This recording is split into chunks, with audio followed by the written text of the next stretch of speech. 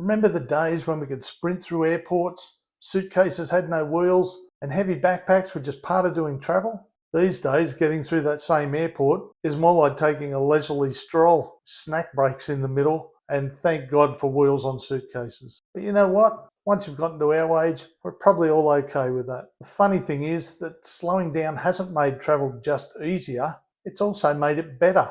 Let me show you how. Hi, I'm Dean, and today we're talking about how to plan your travels in your 50s and 60s now that your mobility's probably not what it was 20 or 30 years ago. Spoiler alert, you don't have to give up all the fun stuff, you just got to plan a little bit smarter.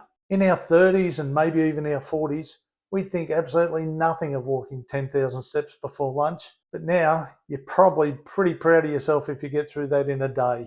That is, of course, unless there's not too many hills involved or too many cobblestone roads to try and navigate. And to be honest, our backs and knees probably aren't too shy about letting you know they don't enjoy it either. So with that in mind, we probably should all just give up and stay home.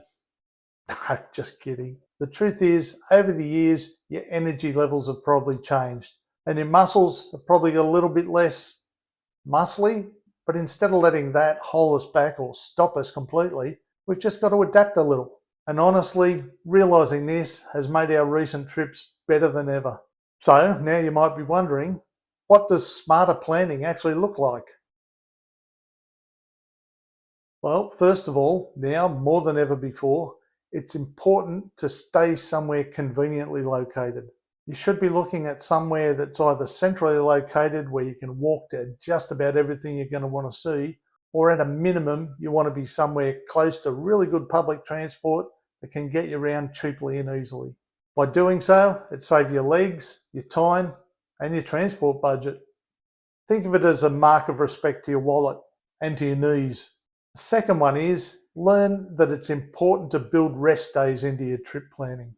Museums, ruins, traditional markets, they've probably been there for hundreds of years or more.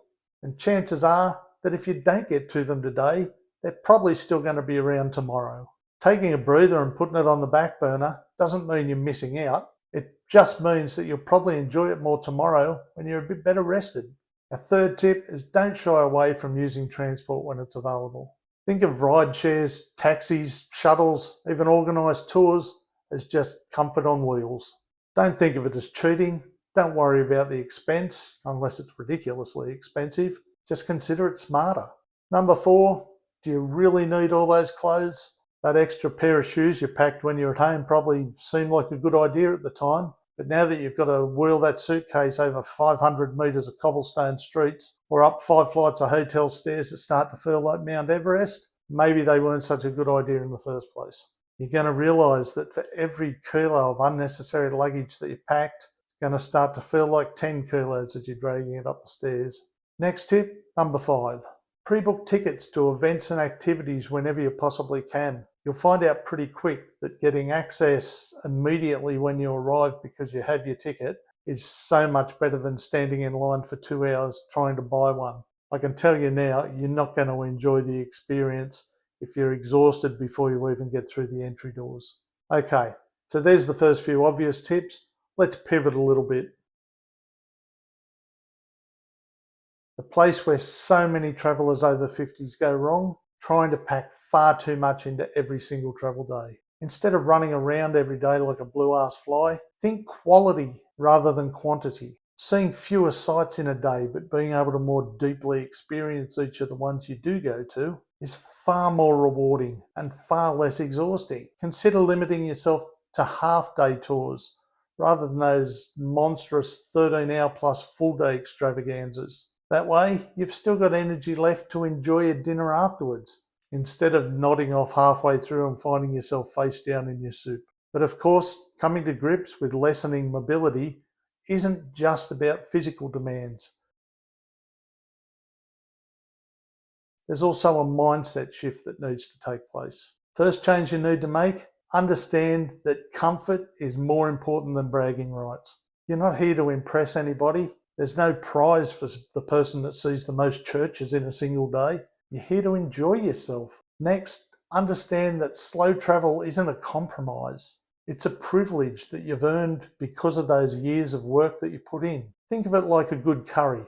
If you put in that extra time of building up the flavours, the better the memories you're going to have of that finished dish. And next, I just touched on briefly, you've earned your freedom. No bosses anymore, no deadlines, just your chance to travel at a pace that makes you feel comfortable and rewards you. So here's the bottom line. Decreasing mobility doesn't have to mean decreasing adventure. It means planning wisely, embracing comfort, and remembering that every step you take, whether it's up a hill that just seems unnecessarily steep, through a bustling market, or even stepping through the door of a nice cafe, each one of them is still part of your journey. Travel doesn't need to feel like a marathon. These days, it's more about scenic strolls, snack breaks, finding a comfortable seat with a magnificent view. And honestly, we wouldn't want it any other way. How about you? So, what's the one travel hack that you've discovered that saved your knees? Share it in the comments. We'd probably love to steal it. And if you found this video helpful, please give us a like, a subscribe, and check out our other videos that are full of useful travel tips for over 50s couples. Because travel over 50 should be about more than just ticking off those tourist hotspots. It should be about enjoying the world step by step with the occasional rest stop thrown in. Anyway, that's all for now. I might go and have a quick siesta.